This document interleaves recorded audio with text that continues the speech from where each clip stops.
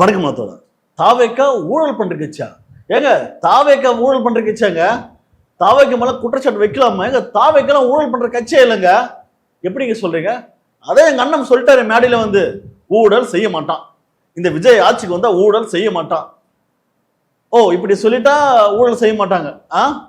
சத்தியமாங்க, சத்தியமா வந்து விஜய் சார் ஊழல் பண்ண மாட்டாருங்க. உண்மைங்க, அவரே சொல்றாருங்க மேடையில. அதாவது செய்தி தொடர்பாளர் ஃபெலிக்ஸ் தெரியுமா, அவர் வந்து சொல்றாரு, எந்த தலைவர்னா யாருன்னா ஒருத்தர் இப்படி வந்து மேடையில சொல்ல முடியுமா, ஊழல் பண்ண மாட்டேன், மக்கள் பணத்துல இருந்து ஒரு பைசா எடுக்க மாட்டேன் அப்படின்னு யாருன்னா ஒரு தலைவரால் வந்து சொல்ல முடியுமா? தில்லு திராணி இருக்கான்னு கேக்குறாரு. இல்ல அது சொல்றதுன்னா பெரிய கம்பசத்துறை வேலையா? நான் கூட தான் சொல்லுவேன், ஊழல் பண்ண மாட்டேன், ஊழல் பண்ண மாட்டேன்ட்டு நான் எடுத்து பாக்கெட்ல வைப்பேன், யாருக்கு தெரிய போகுது? அந்த மாதிரி ஒரு இன்ஸ்டால வந்து ஒரு தற்கொலையை இப்போ வந்து வீடியோ போட்டிருக்கு. என்னங்க தாவிக்க பார்த்து நீங்க ஊழல் குற்றச்சாட்டு வைக்கிறீங்களா? அதுவும் போய் புஷ்யானந்த் மேல வைக்கிறீங்களா? அவர் யார் தெரியுமா அப்படின்னு ஒரு உருட்டு இருக்கு. அது யாருன்றது அந்த தற்கொலை என்ன மாதிரில பேசி உருட்டு இருக்குன்றது இந்த வீடியோல பார்க்கலாம். வாங்க வீடியோக்குள்ள போவோம். வணக்கம் சார், டிஎம்கே ஐடிவி. என்னங்க நீங்க வழக்கம் போல சொதப்புறீங்களே, ஒரு விஷயத்தை மக்கள்கிட்ட அவதூறு பரப்புனா அதை நீங்க பிளான் பண்றது பிரச்சனை இல்லை, ஆனா யாரு மேல பிளான் பண்றீங்கன்னு வேணும்ல. டிஎம்கே ஐடிவி யாரு மேல பிளான் பண்றதுன்னு அவசியம் இல்லை. யாரு மேல பிளான் பண்ணிட்டாங்கன்னா புஷ்யானந்த் மேல பிளான் பண்ணிட்டானா, ஒருவேளை விஜய் சார் மேல பிளான் பண்ணிருக்கணுமோ? இல்ல அந்த மாதிரி அக்கா சொல்ல வராங்கன்னு தெரியல, அடுத்த சொல்றாங்கன்னு பாப்போம். ஆனந்தனா லஞ்சம் வாங்க, நாங்கெல்லாம் ஏழைப்பட்ட குடும்பத்துல வாங்குவாங்க, எப்பவுமே எல்லாம் பெருசா படுக்காது வீட்டுல. சொந்தக்காரங்க பேர் வரப்ப சிக்கன் மட்டன் எடுத்துருவோம், அம்மா சமையல் பண்ணி முடிச்ச உடனே எல்லாரும் வர கூட குறைய சாப்பிடுவாங்க, கொஞ்சம் நம்ம பிள்ளைக்கு எடுத்து வைப்போம், முதல்ல எடுத்து வச்சிருவாங்க தெரியுமா? அந்த அம்மாவும் ஆனந்தனாவும் அக்கா என்ன சொல்லுதுன்னா, ஒரு அம்மா சென்டிமெண்ட் சொல்லுது, நாங்களாம் பார்த்தோன்னா ஏழை குடும்பத்துப்பட்ட பெண்கள், அதனால பார்த்தோன்னா எங்க வீட்டுல வந்து ஏன்னா நான்வெஜ் சமைக்கும் போது ஒரு அம்மா வந்து எடுத்து வைப்பா தெரியுமா, எடுத்து வச்சு குழந்தைக்கு சாப்பிட வைப்பா தெரியுமா, இதே வந்து ஒரு ஊழல் தானே? இது வந்து நீங்க பாசம்ன்ற மாதிரி பிணைக்கிறீங்க. அப்ப உங்க புஷ்யானந்த் அவர்கள் வந்து எடுத்து வைக்கிற மாதிரி வந்து எடுத்து வைப்பாரா அப்படின்னு நீங்க சொல்ல வரீங்களா?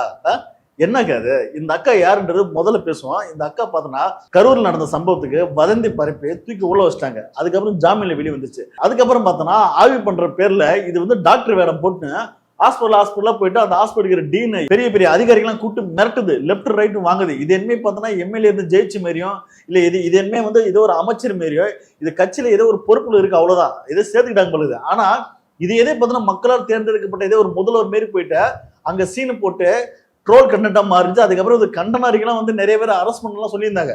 இப்ப இது வந்து இன்னைக்கு வந்து வீடியோ பண்ணுது. அதாவது பார்த்தோன்னா தாவைக்க பார்த்து நீங்க ஊழல் கட்சின்னு சொல்லலாமாங்க? தாவைக்க எவ்வளவு புனிதமான கட்சி, அதெல்லாம் ஊழல் கட்சின்னு சொல்லக்கூடாதுங்க. அதுக்கு வந்து பார்த்தோன்னா பல ஆதாரம் இருக்குங்க. பல ஆதாரம் என்னென்ன ஆதாரம்? இந்த டிவிகே கட்சிக்கு எம்எல்ஏ கேண்டிடேட் வந்து செலக்ட் பண்றதுக்கு ஒரு ஃபார்முக்கு 1000 ரூபாய் வாங்கினாங்க. கிட்டத்தட்ட பார்த்தோன்னா அந்த ஃபார்ம் பார்த்தோன்னா 50,000க்கு மேல பார்த்தோன்னா வித்து தள்ளிட்டாங்களாம். அப்ப இதுல ஊழல் இல்லையாக்கா? அதுக்கப்புறம் அந்த ஃபார்ம் ரிட்டர்ன் கொடுக்க வந்தான் தெரியுமா, அவங்ககிட்ட பார்த்தோன்னா 10,000 வாங்கினாங்க. இதனால பார்த்தோன்னா பல பேர் ஃபார்மே தரமா ஓடிட்டாங்க. 10,000 ரூபாயோ 1000 ரூபாய்னா பரவாயில்ல, படம் பார்க்குற மாதிரி நாங்க வந்து விஜய் சார் பார்த்த மாரி இல்லைன்னா வந்து விஜய் சார் ஆபீஸ்ல வந்து நாங்க பார்த்தோம் அப்படின்னு ஒரு செல்ஃபி எடுக்க நினைச்சா 1000 ரூபாய் தரலாம். 10,000 கிட்ட வந்து எங்கேயா போவேன், அது என்னோட மாச சம்பளம் அப்படின்னு சொல்லி பாதி அணிகளும் தற்கொலாம் பார்த்தா தெரிச்சு ஓடிட்டானுவா. அப்ப இதெல்லாம் ஊழல் இல்லையாக்கா? அக்கா நீங்க கட்சி ஆரம்பிக்கும் போதே பார்த்தோன்னா இதுதாங்க ஊழல், இது ஒரு பேசிக். ஆனா இந்த மாதிரி சம்பவம்லாம் பண்ணிட்டு நம்ம விஜய் சார் வந்து மேடையில் வந்து இந்த விஜய் ஊழல் பண்ண மாட்டான் அப்படி சொல்லிட்டா போதும், ஊழல் பண்ண மாட்டாங்க. அதாவது ஊழல் பண்ண மாட்டான்னு சொல்லிட்டு நம்ம ஆதவர்ஜனா யாரு அமைச்சராகிறாருல்ல இன்னைக்கு, ஆதவர்ஜனா அவர் யாருங்க? அங்க லாட்ரி மூலமா எவ்வளவு ஸ்கேம் பண்ணி எவ்வளவு ஊழல் பண்ணான்றது வழக்கு இருக்குங்க. அப்ப இதெல்லாம் ஊழல் கிடையாதா? அது மட்டுமா, இன்னைக்கு வந்து ஏடிஎம்ல இருந்து நீங்க வந்து பல எம்எல்ஏ வந்து வாங்குறீங்களே, குதிரை பேரத்துல காசு கொடுத்து வாங்குறீங்களே, இதெல்லாம் ஊழல் கிடையாதா? அதுவும் விஜய் பாஸ்கர் மேல எவ்வளவு ஊழல் இருக்கு, அவரை கொண்டு வந்து நீங்க வந்து கட்சியில சேர்த்துக்கிட்டீங்க. இந்த வாஷிங் மிஷின் மாரி டிவிக்கில வந்து ஜாயின் பண்ணீங்கன்னா நீங்க ஊழல் சக்தியா இருந்தாலும் இங்க வந்தா நீங்க தூய்மையான சக்தி ஆயிடலாம். ஏன்னா நாங்க தான் பார்த்தோன்னா இங்க இன்ஃபுளுசர் வச்சிருக்கல, வச்சு அவங்க எல்லாம் பேச வைப்போம். தாவைக்கெல்லாம் ஊழல் பண்ற கட்சியே இல்லைங்க, நம்புங்க, சத்தியமாங்க, ஆத்தா மேல சத்தியமா அப்பா மேல சத்தியமா பார்த்தோன்னா தாவைக்க ஊழல் பண்ற கட்சி இல்லைங்க, அது ரொம்ப புனிதமான கட்சிங்க அப்படின்னு அடிச்சு விடுறதுக்கு பார்த்தோன்னா இந்த இன்ஃபுளுசர் வந்து இருக்கிறான்னு சொல்லி அந்த தைரியத்துல இந்த அக்கா வந்து வீடியோ போட்டுருக்கு. அக்கா இப்ப வந்து புஷ்யானந்த் மேல ஊழல் குற்றச்சாட்டுன்னு எதை வச்சுக்க சொன்னாங்க, அதே கொஞ்சம் சொல்லுங்களா? வழக்கறிஞர்களுடைய அரசு வேலை நியமனத்துக்காக 5 லட்சத்துல இருந்து 30 லட்சம் வரைக்கும் லஞ்சம் வாங்கினாங்களாம். தாவைக்கால இருக்கிறவங்க லஞ்சம் வாங்கினாங்கன்னு சொன்னதே போய், அதையும் தாண்டி அதை யாரு வாங்கினான்னு சொல்றீங்க? ஆனந்தனா.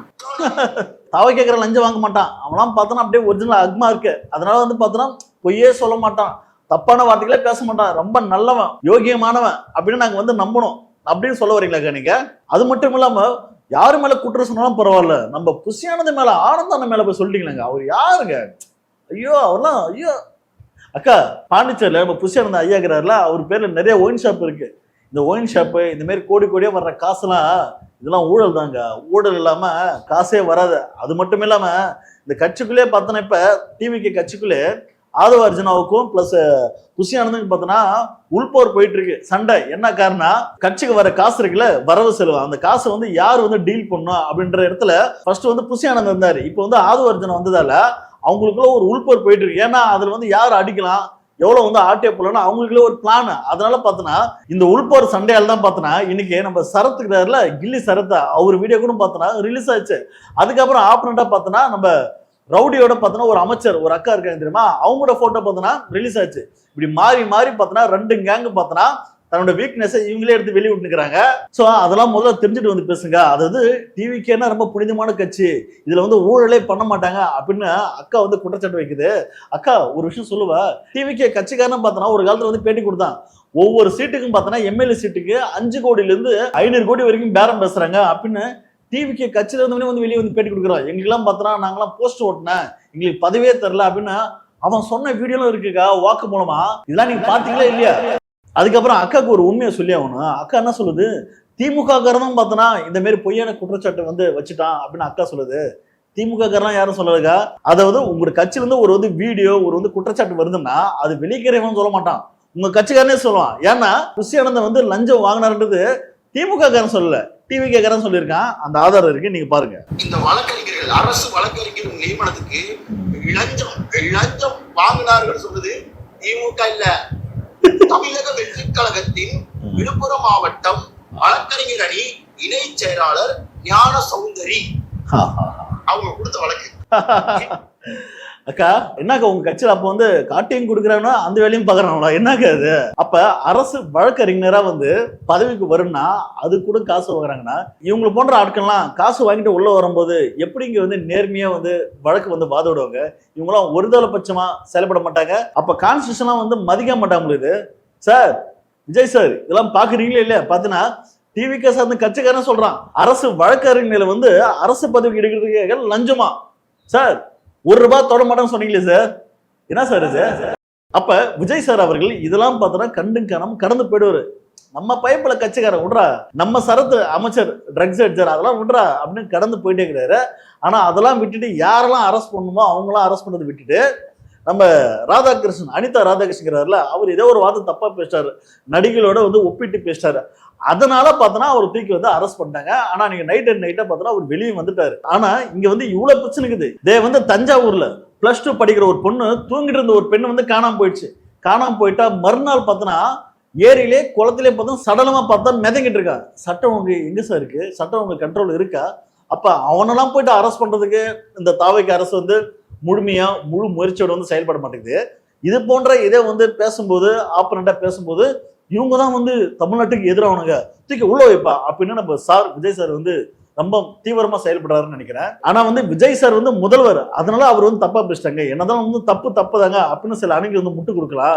அணில்களா டிஎம்கே ஆட்சியில உங்களுடைய ஆதவ அர்ஜுனாகிறார் தெரியுமா, அவரு டிஎம்கே ஆட்சியில முதல்வர் பார்த்து ஒரு முட்டாள் முதல்வர் அப்படின்னு சொன்னாரு. இன்னைக்கு ஒரு முதல்வர் அப்படி சொல்ல முடியுமா? ஆனா அன்னைக்கே அவர் தூக்கி உள்ள வச்சிருந்தா இன்னைக்கு அப்படி பேசியிருப்பாரு. அட்லீஸ்ட் அப்படி ஒரு முட்டாள் முதல்வர் சொல்லும் போது கூட தலைவரா இருந்த நம்ம விஜய் அவர்கள் ஒரு கண்டன அறிக்கை சொல்லவே இல்லை. அதை வந்து ரசிச்சாரு. ஒருவேளை அவரே வந்து சொல்ல வச்சு பேச வச்சாருன்றது தெரியல.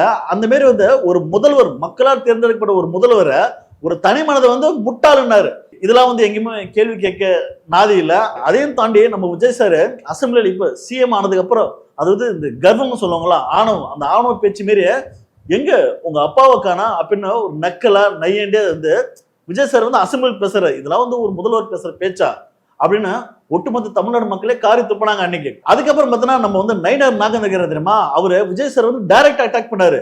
விஜய் அவர்களே முதலில் திரிஷா வீட்டு விட்டு வெளியே வாங்க அப்படின்னு நம்ம பாஜக தமிழ்நாட்டோட மாநில தலைவர் தெரியுமா நயினார் நாகேந்திரன் அவரு சொன்னாரு. அன்னைக்கு கூட பார்த்தோன்னா திரிஷாக்கா கூட பார்த்தோன்னா கோவத்துல கண்டன அறிக்கை வெளியிட்டாங்க. ஆனா நம்ம விஜய் சார் அன்னைக்கு ஒரு வாய் தந்துன்னு பேசல.